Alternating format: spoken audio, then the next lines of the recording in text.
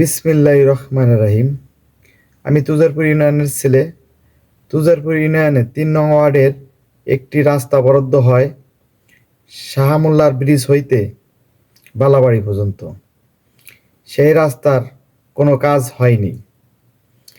এই কথাটি তুজারপুর ইউনিয়নের ৩ নং ওয়ার্ডের মেম্বারের মুখে শুনে অনেক দিন যাবৎ এই জায়গা বলা হয়েছে এই রাস্তার কাজটা করা হোক।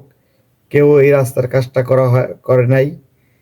এই জন্য আমি ভাঙ্গা উপজেলা নির্বাহী অফিসারের কাছে একটি দরখাস্ত করি।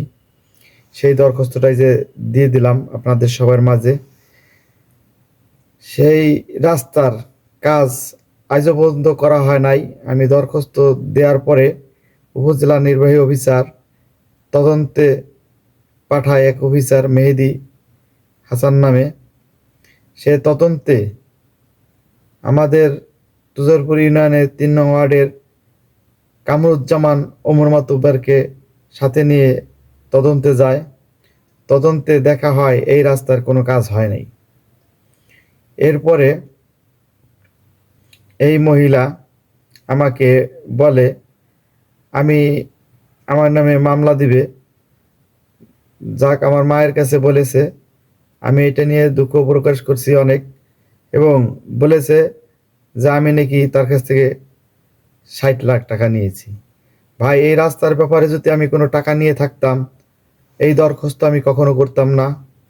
আমি এই কারণে দরখাস্ত করছি, এটা আমার রাস্তা, আমার গ্রামের রাস্তা। এই রাস্তা সরকার একবির প্রকল্পটা দিছে, আবার কি দিবে? এই দুঃখে আমি আমার বাড়ি যাই অনেক কষ্ট। সেই জন্য আমার বাড়ির পাশের কয়েকজনকে সই নিয়ে এবং আমি সই দিয়ে ৩ নং ওয়ার্ডের ৯ জন লোক সই দিয়ে আমি একটি দরখাস্ত করি, এবং সেই দরখাস্ত অনুযায়ী তদন্তে যখন সত্যতা পেয়েছে আমি সাথে ছিলাম। এই ব্যাপার নিয়ে আমি তুজারপুর ইউনিয়নের সকল জনগণকে বলি যে ভাই, সত্যের পথে সবাই থাকুন এবং এই রাস্তাটার কাজ সম্পন্ন করুন। এই রাস্তার যত অর্থায়ন আছে এই রাস্তায় যেন ব্যয়বহুল হয়, এইটাই আমার অনুরোধ সবার কাছে।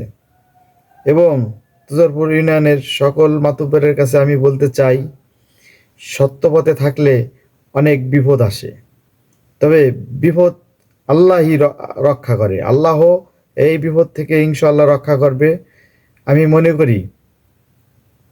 মনে করি সত্যের পথে যারা থাকে তাদের বাধা আসে, জয় আসবে যাদের, বাধা আসবে তাদের, তারপরেও জয় হবে ইনশাআল্লাহ। সকলকে ধন্যবাদ।